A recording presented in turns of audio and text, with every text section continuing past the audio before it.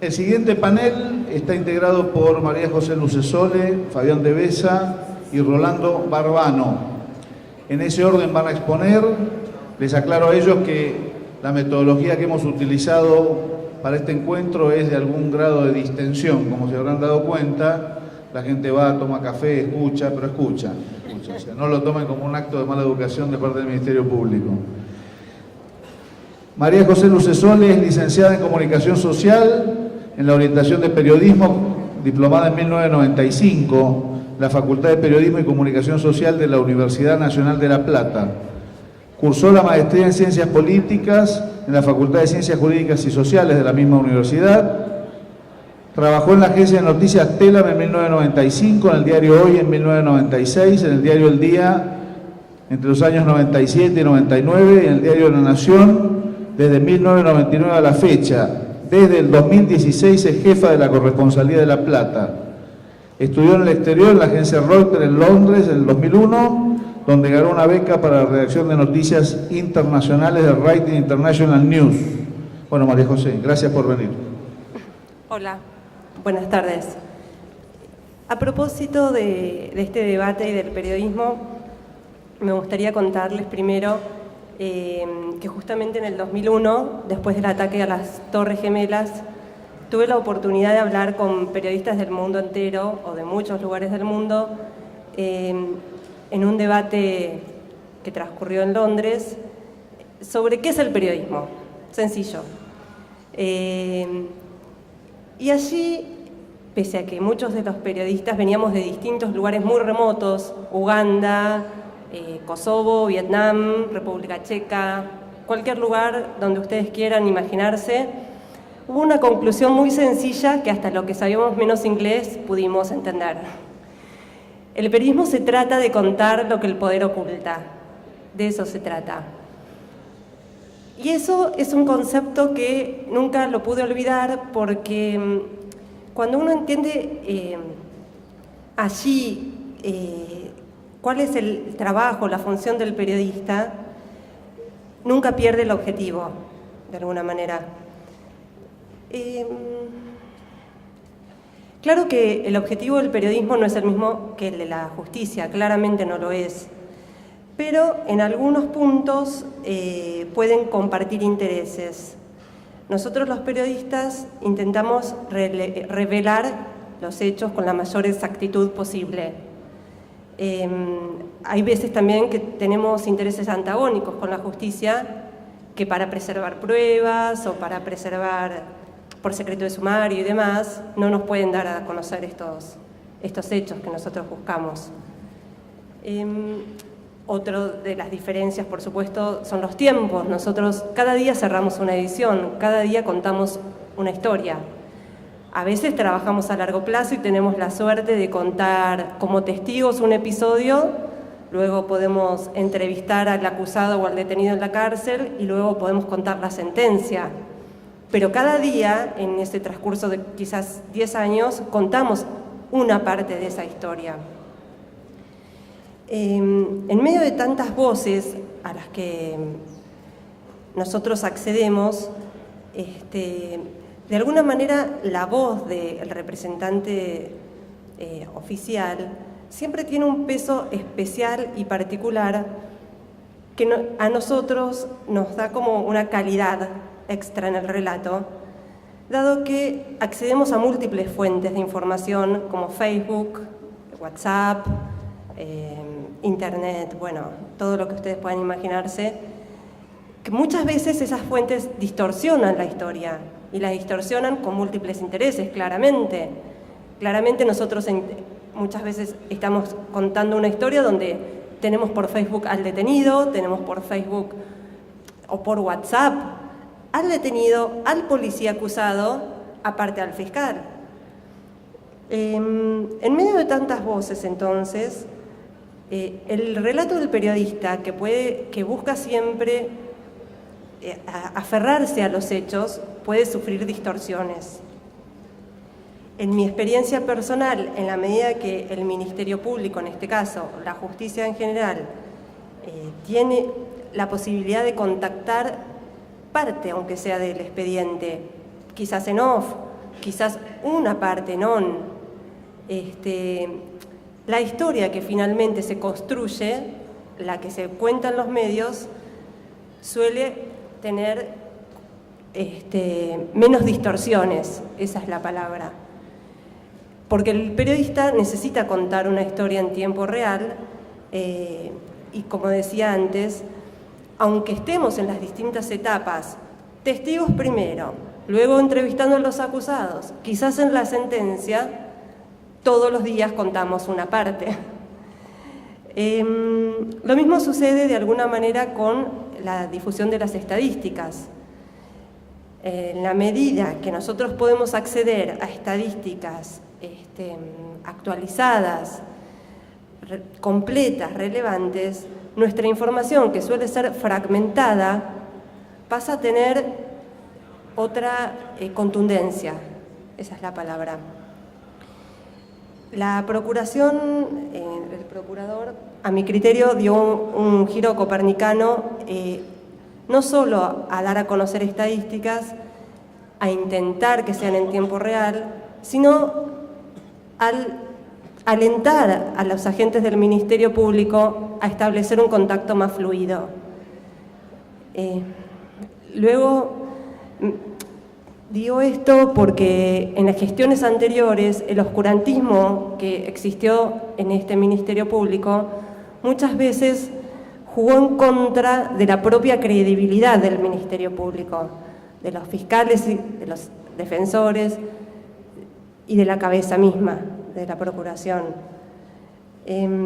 Claro que todavía tenemos mucho trabajo por hacer para entendernos en una relación de confianza que se está construyendo, es el inicio. Muchas veces nosotros entendemos el punto de la gente del Ministerio Público que no nos puede facilitar toda la información que necesitamos, porque esto podría entorpecer la investigación, porque podría incluso de alguna manera tornar abstractas algunas cuestiones.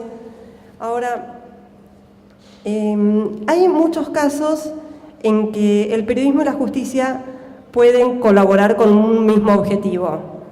Y este es el punto que me gustaría que compartamos esta tarde para reflexionar. Voy a dar un ejemplo. El 26 de junio de 2002, en la estación de trenes de Avellaneda, 2 militantes de organizaciones sociales resultaron muertos en un enfrentamiento con la policía. En ese día estaba allí como periodista cubriendo el episodio donde todos veíamos que claramente la policía estaba disparando a los manifestantes. Bueno, por supuesto, ese día llegamos al diario muy conmocionados, escribimos nuestras crónicas. Acto seguido, el poder político, en este caso el poder que quería ocultar la información, por supuesto que desmintió que la policía tuviera algo que ver con esos episodios. Lo desmintió el gobernador, lo desmintió el jefe de la policía, etcétera, etcétera, etcétera. Nosotros los periodistas insistíamos en que habíamos visto a la policía disparar sobre los manifestantes. El propio autor lo desmintió con el gobernador. Nosotros que habíamos estado allí, habíamos visto otro episodio. Finalmente, 24, 48 horas después, algún fiscal advertido de lo que se publicaba en los diarios, mandó a pedir a los diarios la prueba.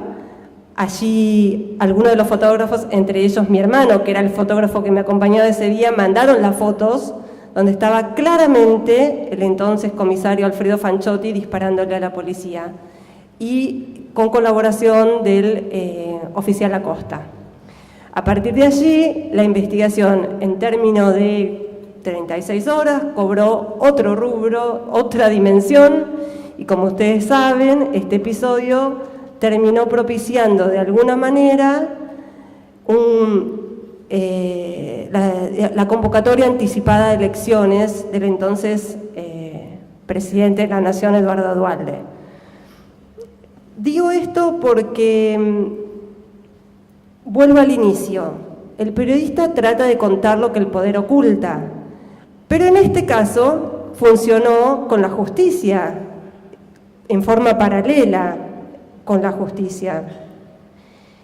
Y vuelvo al caso de Costecchi y Santillán para cerrar y para hacer una reflexión final por lo siguiente. Nosotros que estuvimos allí el día de la llamada masacre de Avellaneda, después tuvimos ocasión de entrevistar a Fanchotti y a Costa en la cárcel. Ellos, por supuesto, insistían en dar otra versión en los hechos. Fueron en el 2002, lo entrevistamos en el 2004, publicamos también la versión, por supuesto una versión completamente a favor de los acusados, claramente, y después los mismos periodistas cubrimos la sentencia en el año 2006. Tuvimos la oportunidad de ser partes de todo el proceso, como espectadores, como testigos. Y en ese caso, creo yo, y recuerdo muy bien que en el juicio, los fiscales se apoyaron de vuelta en las pruebas que en principio ayudó a conseguir el periodismo. De modo tal que me gustaría que no nos veamos como adversarios, sino como que podemos tener intereses en comunes que podemos fortalecer, básicamente con la ayuda del procurador. Muchas gracias.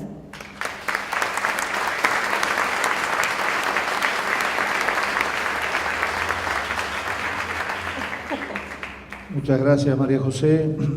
Enorme responsabilidad, asumimos. Vamos a ver si podemos. Vamos a escuchar entonces ahora a Fabián Devesa.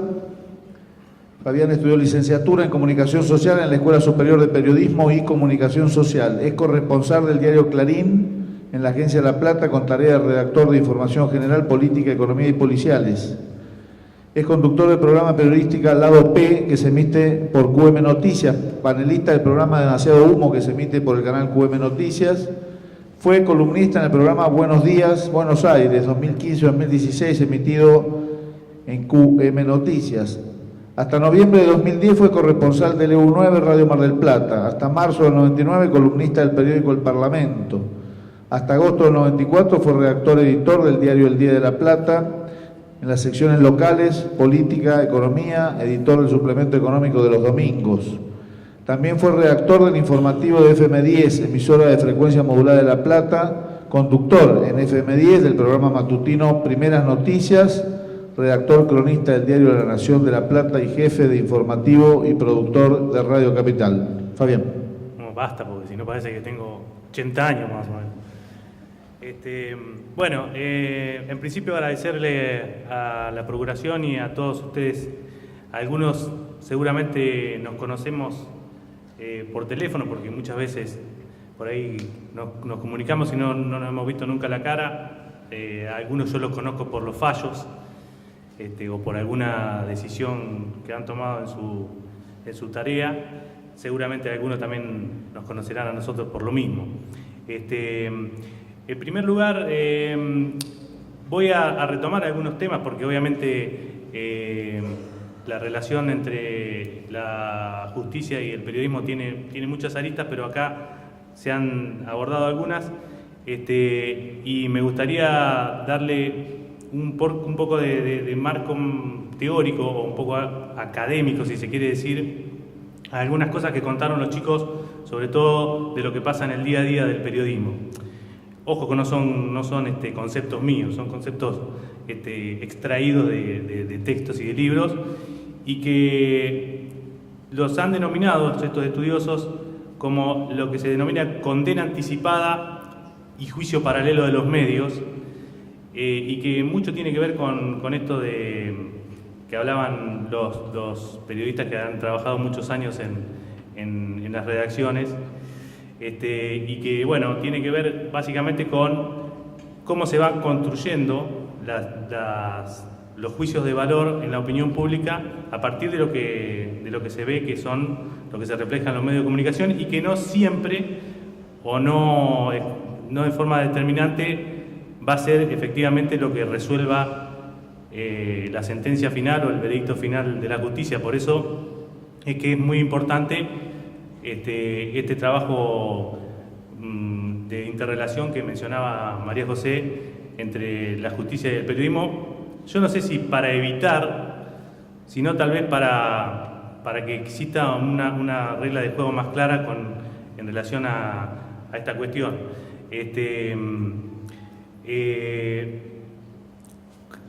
Lo que se conoce de la justicia, creo yo, en la opinión pública, en la gente, en el ciudadano, en la gente común, es lo que se ve a través de los medios. Porque a diferencia de cualquier otro poder del Estado, de cualquier otro organismo, por lo general la gente no acude a la justicia. Cualquier persona ha ido a un ministerio a hacer una gestión, a buscar un formulario, ha recorrido algún ministerio, alguna oficina pública, pero no todo el mundo ha ido a un despacho judicial, a una mesa de entradas, a hacer una tarea que por lo general no lo quiere hacer. O sea, nadie va a la justicia por algo que sea saludable o de propia voluntad. Por lo general lo obligan a ir. Así que lo que la gente conoce de la justicia es lo que lee por los medios. Entonces, de ahí la importancia que tiene lo que nosotros podamos decir y lo que ustedes nos cuenten a nosotros, porque eso es exactamente lo que se intenta reflejar.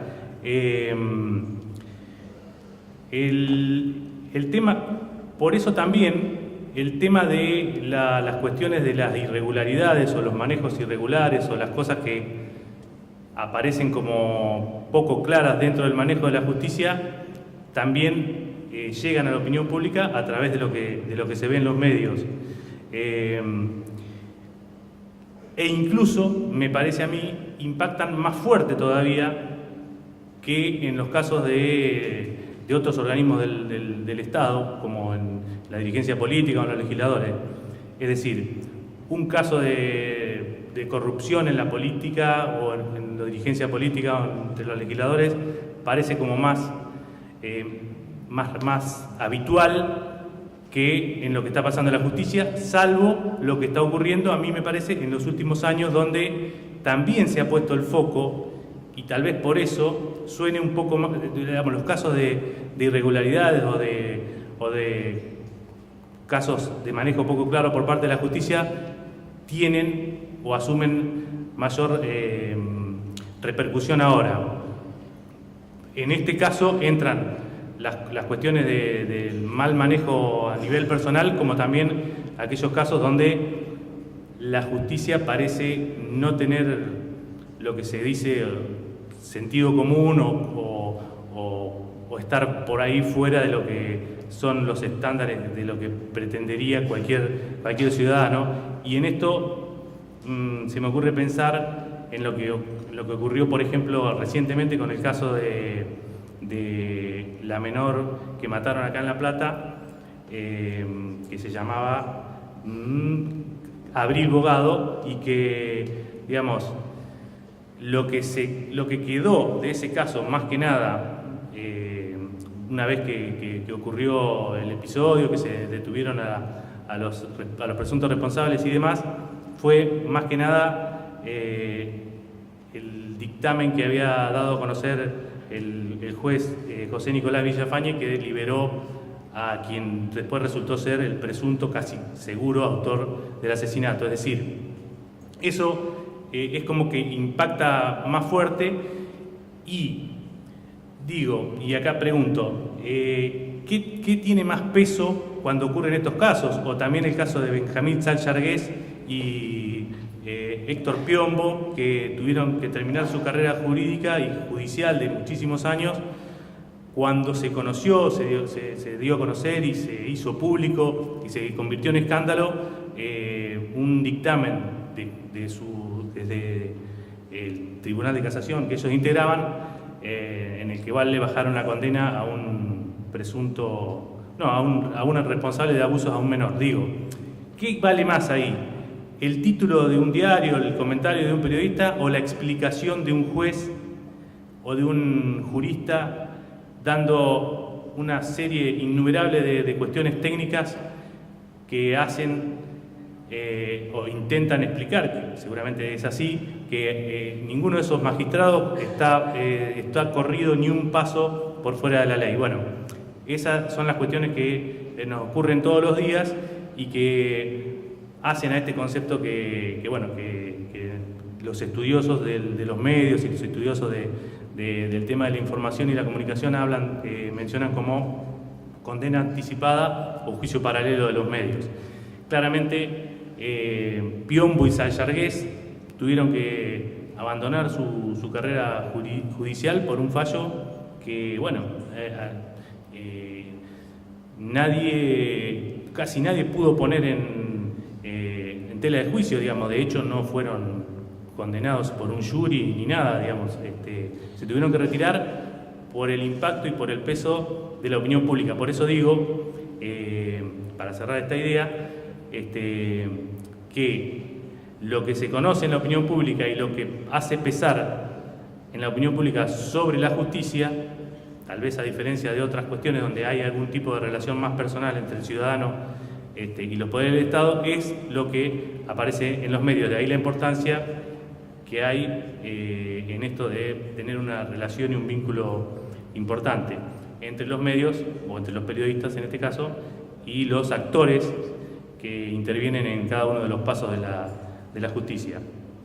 Otra cuestión que también se tomó y que hablaron los chicos en el panel anterior, e incluso María José también, tiene que ver con estos cambios que nos están llevando por delante con el tema de la comunicación, y que básicamente están reflejados en 2 o 3 cuestiones que se pueden resumir así, digamos. Hasta hace 10 o 15 años, prácticamente los diarios serios o los medios de comunicación serios, entre comillas, no tenían espacio dedicado o especialistas dedicados al tema judicial y policial, y sin embargo en los últimos años ese concepto claramente varió, se incorporaron espacios, se incorporaron periodistas, se incorporaron especialistas. Antes era casi más bien una cosa residual, e incluso estaba más bien reducido a lo que era el periodismo amarillo, sensacionalista. Ahora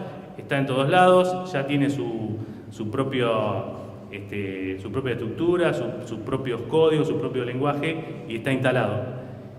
Al mismo tiempo, y junto con este desarrollo, está la llegada y el arribo a nuestro mundo del tema de las redes sociales y de las plataformas estas virtuales que nos permiten tener la comunicación prácticamente en vivo de prácticamente todo lo que pasa, que los chicos ya también algo mencionaron. Pero, digamos, sobre esto yo quería básicamente decir un par de cosas que me parecen. En primer lugar, que el periodismo ha intentado adaptarse a eso. En el caso nuestro, el periodismo gráfico, los 3 somos de periodismo gráfico. En primer lugar, y hace ya varios años, con el tema del poner al mismo nivel el periódico de papel con las plataformas digitales que sostienen a los medios de comunicación, cambiando también los formatos, las plataformas, dándole menos texto, más aire, bueno, todas esas cuestiones que se han ido adaptando y que han permitido de alguna manera que el periodismo de papel siga teniendo por ahora el prestigio que tiene, sobre todo en esto de marcar agenda, en esto de ser el medio que tal vez tiene mayor injerencia en sectores que toman decisiones, la dirigencia política, el poder judicial, digamos, allí donde están los resortes de poder, y al mismo tiempo poder sobrevivir a todo eso. La justicia, que tiene tal vez algunos mecanismos un poco más lentos de adaptación, digamos, tal vez tiene estructuras más sólidas, eso por ahí lo dejo como una inquietud para los que son más entendidos. La percepción mía es que le cuesta un poquito más adaptarse, tal vez todavía no ha logrado ponerse a la altura, y en esto tendríamos que tener una tarea en conjunto, porque en realidad la las mentiras y las cosas que salen sin ningún tipo de chequeo por las redes sociales y demás, hoy por hoy tienen un impacto, no digo que igual, pero similar a la de un programa de televisión o al de una página de algún diario o un portal de algún diario. Por lo tanto, ese tipo de cuestiones nos afectan a los dos, al periodismo que intenta tener algún atisbo de seriedad y de ser algo permanente, y también perjudica por igual tal vez a la justicia. Por eso nos parece oportuno este tipo de interrelación para poder buscar juntos alternativas para enfrentar a estos nuevos desafíos que nos ponen enfrente las nuevas tecnologías, las nuevas plataformas y demás. Y por último, y como para ir cerrando, algo sobre algo que también se ha hablado y que tiene que ver está relacionado directamente con esto, tiene que ver con la posibilidad que ya se ha planteado desde hace mucho tiempo de que el Ministerio Público, en este caso en la provincia de Buenos Aires, creo que a partir del 98 ha adoptado un papel fundamental en lo que son los procesos de justicia, lo que es el desarrollo de todo el proceso penal, por las cosas que ustedes saben que no tengo que ni mencionar, ¿no? Es ahí tal vez donde tendríamos que poner el eje para desarrollar algunas de las ideas que en algunos otros campos se han dado y que creo que han tenido buenos resultados. Por eso aprovecho, digamos, esta oportunidad que nos da para plantearlo acá como una idea. Digo, por ejemplo, ¿se podría establecer un SIG de la Procuración de la Provincia de Buenos Aires, digamos, un centro de información judicial como el que tiene la Suprema Corte de Justicia, la Corte Suprema de Justicia de la Nación, para la Procuración, para el Ministerio Público de la Provincia de Buenos Aires?